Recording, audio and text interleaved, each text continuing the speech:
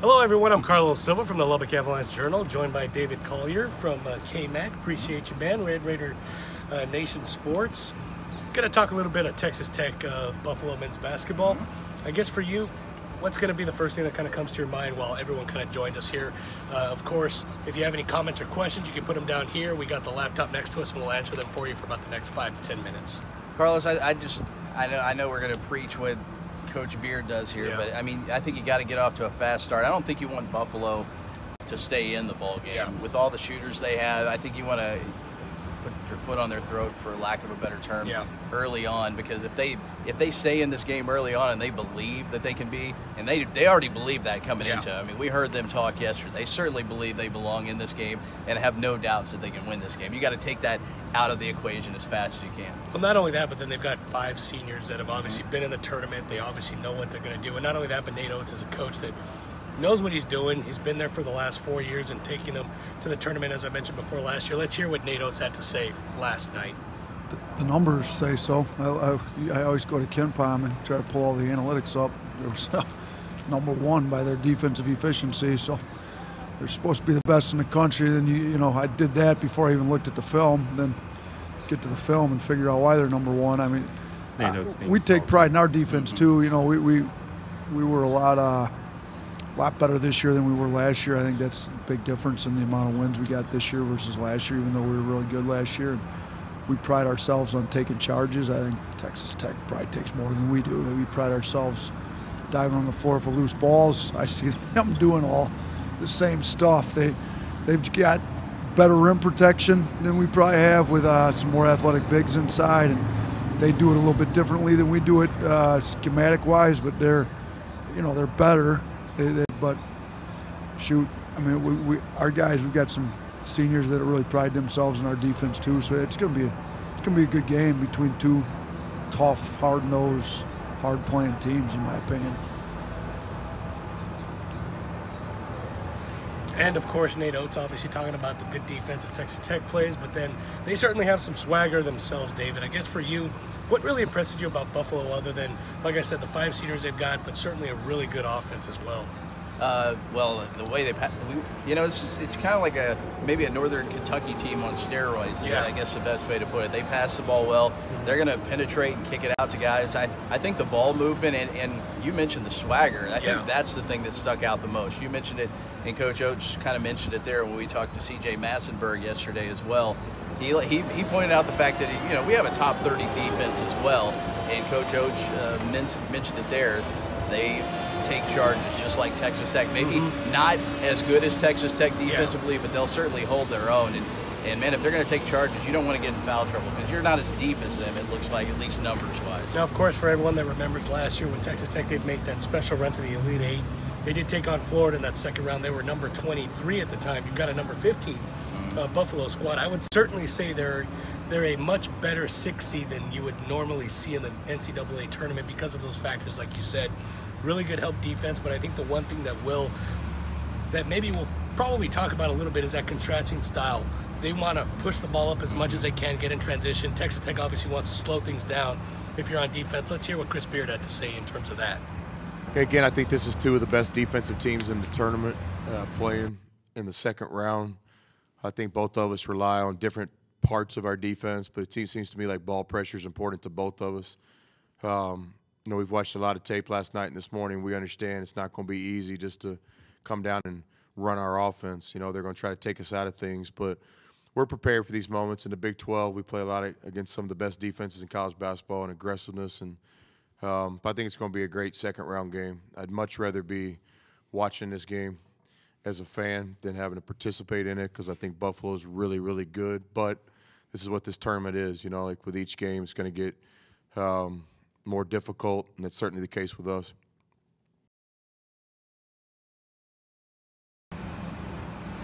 And of course, Chris Beard talking about the defense and kind of all those things that kind of have to work for you. I know against Northern Kentucky, they didn't get off to the start they wanted to. David didn't make their free throws like they did, but everything kind of turned around in that second half thanks to their defense. More importantly, Tariq Owens getting 4 of those 7 blocks. Not only that, Lawrence Odiasi kind of getting going. But guess what are some other keys to the game for Texas Tech here? Well, you mentioned playing their own game. It'll be nice to see Davide, what, he had 10 points in that game, and he drew a couple charges, and I think that's what I remember the most is him playing defense, getting him, Matt Mooney, more involved in the offense, which might be difficult against this defense, but I don't want them to rely 100% on Jared Culver, and defensively to keep doing what they're doing.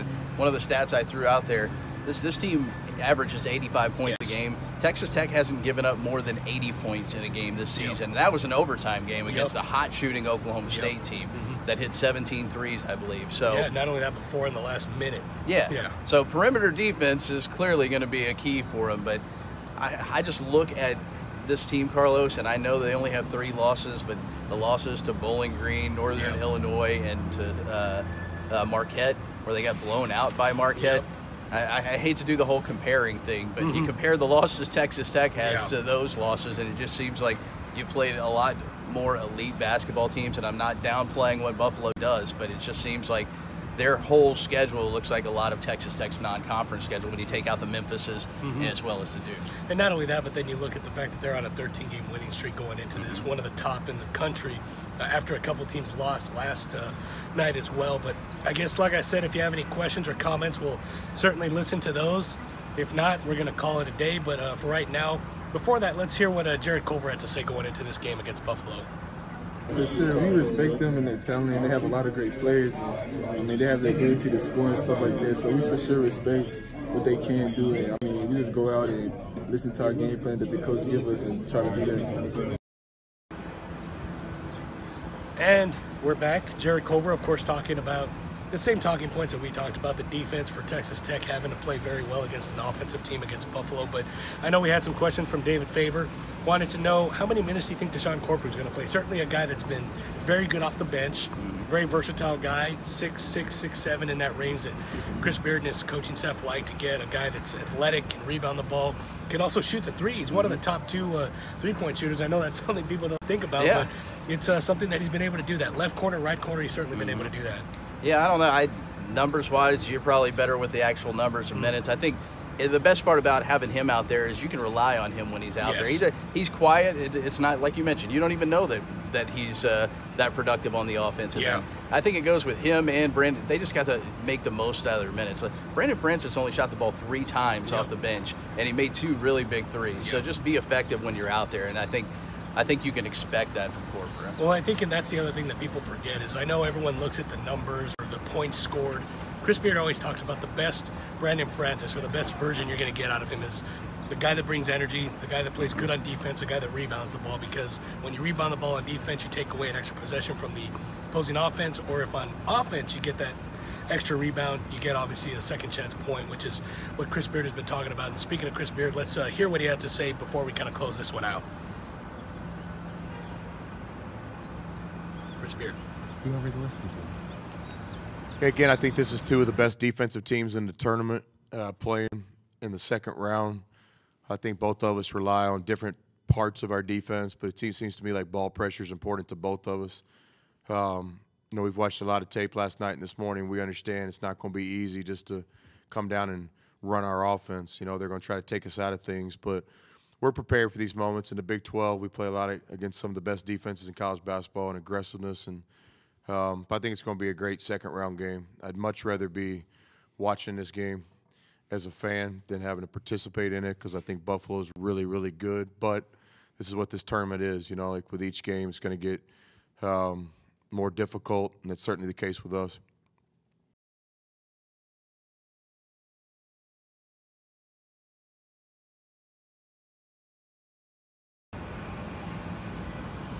Once again, that was Chris Beard talking, as always, about defense and rebounding and all the other things that he always likes to point out.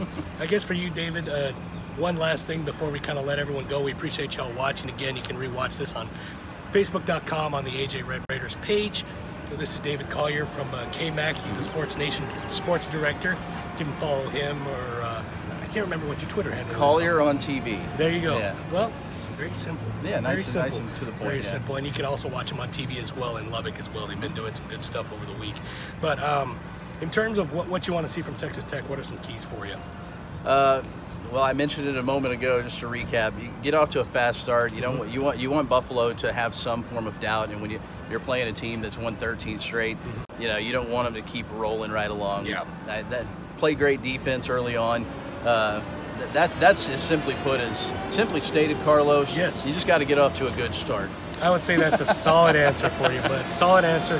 For me, like I said, I kind of agree with you. Northern Kentucky, you let them stay in there a bit. You can't give people or give teams in this far of the NCAA tournament a chance to think that they have a chance, because once you do, that's going to hurt you. Texas Tech, if they can keep the runs from being 8 to 10, maybe even 12 range, I think that's going to be huge for them. If they can do it themselves or stop them, that's going to be key. But I think an X factor is going to be Brandon Francis. I know it was something I talked about with the buddy, but they are 6-1 when he scores in double figures. Yeah. So if you're able to get him going on offense, certainly it's a big deal. But as I mentioned before, when he's playing well on defense, he's locked in, bringing energy, also a good thing. But here's what Jeremy Harris, the senior guard for the Buffalo men's basketball team, had to say, and we'll close it out after that. Defensive fundamentals that they do, it's like defending the ball to the sidelines. They got really big bigs that protect the rim, and they got athletic guards. So I mean, when you got athletic guards and athletic bigs, that helps them a lot. Once again, that's Jeremy Harris, of course, talking about the defensive mentality of Texas Tech. But we did have one question while we did kind of put that B-roll on. What's the style of Buffalo? I know we talked about it at the top of this, but for those that are kind of joining us, appreciate you. But I guess for you? Oh, run and gun. Try to score as many points as possible. I think they've gone over 100 3 times this season. They're gonna try to tire, and that's the one thing is, you know, they scored 91 against Arizona State, but that was a tired Arizona State team, you know. So they're gonna be facing a completely different monster this time around, but they're gonna keep their foot on the gas, and Red Raiders just have to withstand runs, and hopefully they can guard the perimeter. And well, I mean, the one thing that stinks is they got that big man Nick Perkins. You have Jeremy Harris too. He's still 6'7" as a guard. Those guys can shoot threes. And that's a guy where you may have to put Lawrence Odiase on the perimeter. He may have to play his best game to kind of slow them down, but certainly, like you said, 85 points a game.